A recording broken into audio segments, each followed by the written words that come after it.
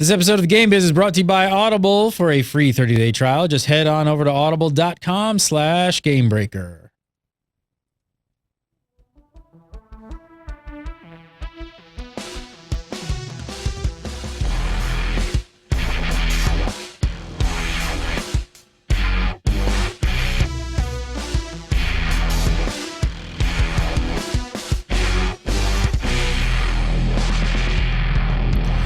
What's up, everybody? Welcome to the Game Biz episode 11 for October 8th, 2013. The show where you have questions about the gaming industry, and Mr. Monty Sharma answers them. Joining me, as always, Mr. Monty Sharma. How are you, sir?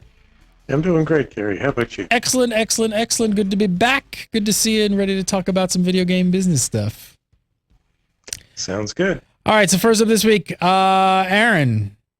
Does the average gamer know or care about marketing mistakes, the marketing mistakes that Microsoft made? Will these impact sales of Xbox One? What do you think? Yeah, that's an interesting question in terms of we are not normal people. The people who listen to the show, we're not average. So, we're going to fall into that high end of gamers paying attention to this sort of stuff. The impact it has is the media sort of reflects a little bit of the negativity. Mm-hmm. So if you look at, consumer-facing game pubs, they're a little down on Xbox. And then as influencers, there's a little bit of drag that we will cause on sales. But in reality, it comes down to the games. How many good games do they have? How fast? And that will... I think that probably will make or break things much more than bad publicity and confusion and all of that. The good games erase all the bad publicity. Because I do think even some of the mainstream media picked up on like some of the marketing blunders that they did with the Kinect and things like that. So it kind of even went out to the like normal world. Like I think even on like traditional like news outlets and things like that kind of picked up on it. So. But yeah, they pick up on it, but they picked up on it how many months before launch? Sure.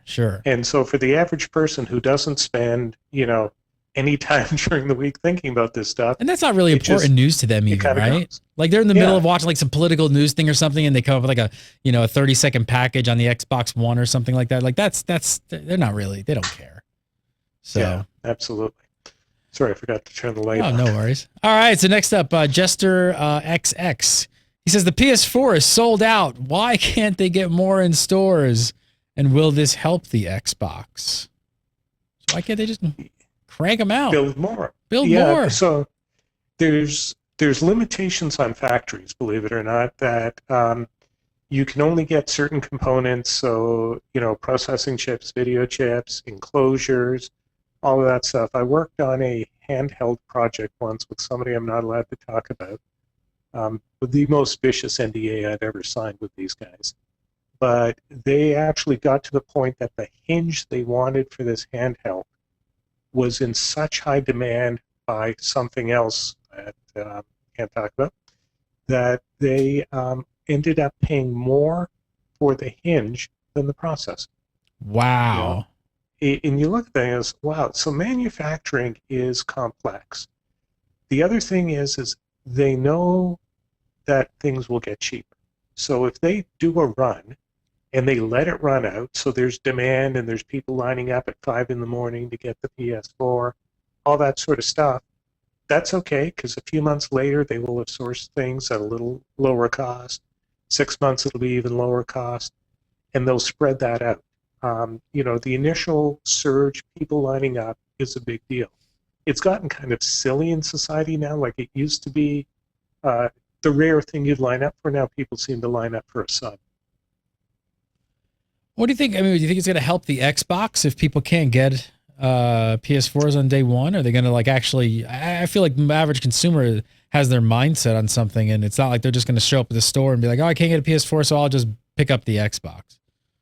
Yeah, or somebody who's thinking they're going to buy both eventually, switches. I'm willing to bet Xbox comes up with similar availability.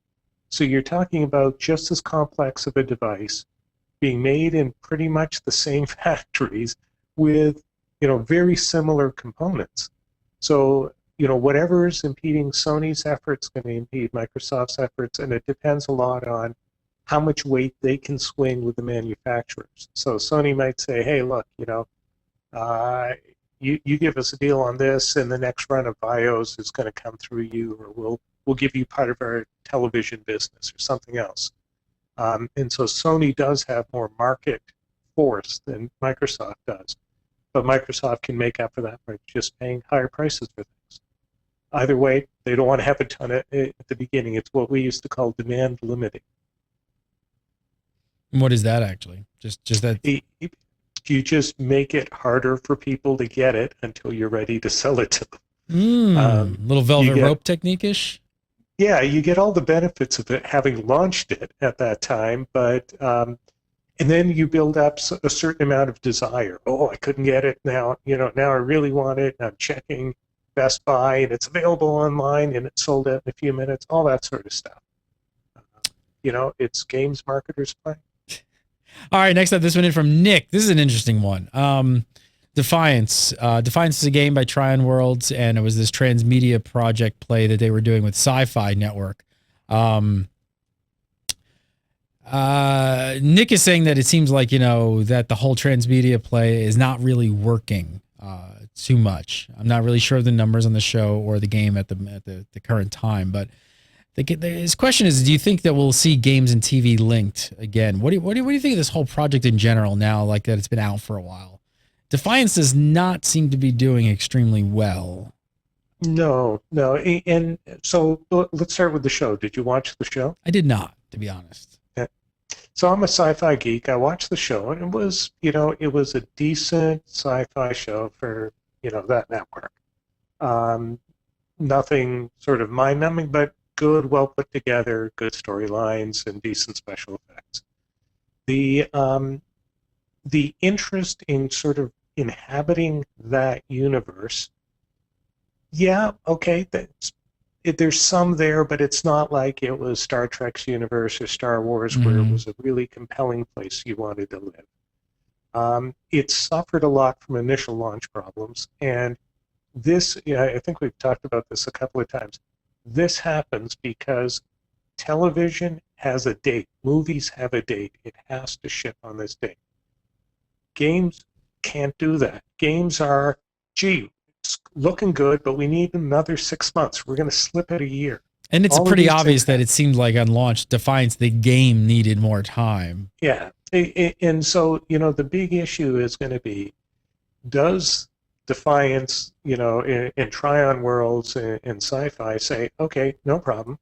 We're going to give you a year to fix things up, make it better. Next season rolls out, we advertise again. We'll get a bunch of new users. We'll pick up users. The marketing isn't a problem for them. It's the patience and the spend for the patients. And I don't think you're going to see this work until it's a video game company that's launching a media product. It's going to be that sort of linkage, or some of the linkage you see with Infinite Crisis or DCUO, where they're going to go back and forth between comic books. That's doable. When you're doing things with TV, the schedule's set, the things are shot, all that stuff, months in advance. Hell, that. Oh, I know. That's why when they first announced it, I was like, this is the craziest idea I've ever heard in my life, because knowing what goes into making a television show and you had a time, just how it's structured, like I don't know how they ever were, kind of were thinking about to coordinate something like that. But so do you think this is going to become, not, I don't want to say a trend, but do you think that we'll see this risk taken again? You think somebody else will roll the dice? Yeah, the number of people I run into in the course of a week who say they're interested in Transmedia, they're working on a Transmedia project, it's 2-3 every week at least of random people. And so the interest is there. And if you think about it, all right, you've gone through this effort, you've created this environment. People like it. Like, let's say you did a Harry Potter work, right? That you would have all sorts of people wanting to be in. You could, you could drive the marketing of that really well, but at some point in time, somebody has to say, hey, look, we're going to aim so the TV show airs 6 months or a year after the game's ready. And we're going to launch the game before the TV show. We're going to give it time to work out its bugs, and then when the TV show goes live or the movie hits, we've got a solid game, because the user base you get when a movie comes out or something like that, you get 100,000 people signing up, and that will cause your servers grief if you haven't had time to sort that out. All right, next up, this one in from Barry. A bit of a long one here, but we're going to stick with it and see how it goes. So Barry says, what is the rate of return of MMO players when the game goes free to play? So he said, I've played a lot of MMOs as I move from game to game, but I have never gotten hooked again on an MMO that I used to pay for when they go free to play. There is too much of been there, done that, on top of getting over the hump of trying to remember the game. What do the metrics say about how big of a percentage returning players are compared to players that join the game for the first time when it finally goes free to play?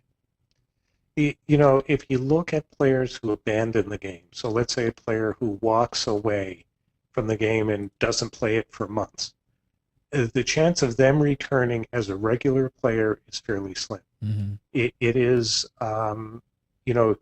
you've sort of got off the hamster wheel, and it's very hard to get that person back on. And I don't think free-to-play has anything to do with that side of it. It's just when you walk away, it's tough.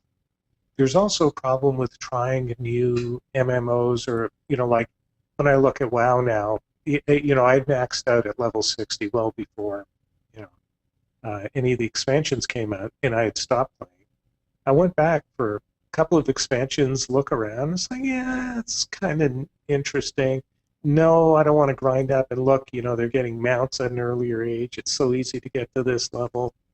You kind of lose that desire, and you don't play it as well as you used to. So all of those things sort of stack up, and it hurts. So for game developers, the thing is when they lose a player, when they notice, in their analytics that somebody's dropped off, they haven't logged in like they normally do, sending offers, increased XP, pricing, anything like that actually increases the chance they'll log back on in a week or two after they left. That's your best chance to save that user. But these games are built for churn, and they know that X percent are going to drop off. A really good MMO would have like a 13-month life cycle for a player. The average player plays for 13 months. Some of the weaker ones are probably 1 to 2 month life cycles. And then they're just bringing on new players. And then there's that small percentage of players, let's say 5-10%, who stick around and they just keep doing the end game stuff, and they've got friends, and it's a social environment. And those guys are there for a while. There was a guy who did a really neat article on how do you figure out whether you're better off attracting new players or building more content for existing players, and we're actually going to talk to him in a few weeks. Oh, perfect. And so, he's got charts and formulas and stuff, and so, I think that's going to be a really interesting thing to see. All right, last up this week, this one in from Baron Nova. He says, hi, guys. My WoW account got hacked for the 3rd time. What's up with that? How do they do it? Why do they do it? And why can't Blizzard stop them? All right. So this is a long answer. So security has all sorts of issues around it, and it's really a question. Security comes down to money. How much money do you want to pay to be how secure? How much inconvenience do you want to endure to be more secure? And so if you look at hackers, there's multiple ways that they could hack into your account. So, the ideal thing for them would be to crack Blizzard servers and to grab a bunch of usernames and passwords, or to steal something at that point. That's probably in the very, very hard to do category, because Blizzard is really watching out for that. It's a dangerous thing. The next order of attack ends up being these injection attacks, where they essentially get into the data stream and they start putting in stuff that looks like it's coming from you, but it ends up giving them rights and access. Again, fairly hard to do, fairly low return on doing it for the hacker. They can look at hacking your machine, so go after a machine at a time. Again, if I can get $5 for every stolen WoW account by just emptying out the things and selling them, it's not worth doing there. Mm-hmm. I'm willing to bet the most common source of hacking Email phishing? No? No? Email phishing, or not even that, is people who use the same username and password on all sorts of things. So either they hack a very insecure site, which is something meaningless like a newspaper or a yet another picture site or something. They do that and they say, all right, username and password. We're going to run all of these against Blizzard servers and see which ones come back as easy to do, and or relatively easy to do. The other side of it is you can probably buy usernames and passwords from all sorts of places. Not you probably, you definitely can. And so, if you want that stuff and you're buying millions, like they sell these in lots of millions, you get it, you run it, and then you start emptying out those accounts. So all of those sorts of things are sort of how they're going about it. Now, Blizzard would love it if you would use a different username and password and use a secure password. It's a pain in the neck, and most people don't. I mean, I use 3 passwords depending on level of security I want for that transaction, but I'm not. That becomes a problem.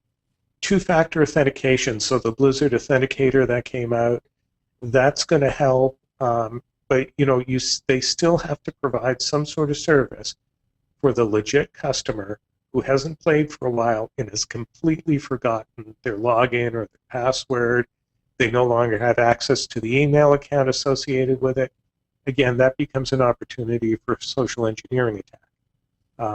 So there's a lot of these things, and I think what you're going to find is it slows down a little bit, but it never entirely goes away. If there's money in it, people will be hacking it, and Blizzard will constantly be making things more secure, and hackers will be constantly breaking into more stuff. Yep, but the best thing you could possibly do now is get an authenticator. The two sections of two-factor password protection is definitely the best thing you could do at this point. So just keep that up. Monty Sharma, follow him on the Twitter, and I still got it wrong. It's still wrong. I've been away, and I haven't got it. It's MONTSTER27, Monster27 on Twitter. And if you have an email question for Monty, send it to submit@gamebreaker.tv. That's submit@gamebreaker.tv. We'll get the lower third fixed. Shame. You can follow me at Gary again and follow GameBreaker TV at GameBreaker TV, and come over. We do the show live every Tuesday at 3 PDT. So kind of come over and show up for that. That's always good and fun. And don't forget to send your questions. Submit@gamebreaker.tv. Send those questions in. Always a pleasure, sir, and we'll see you next week, Monty. All right, see you, Gary.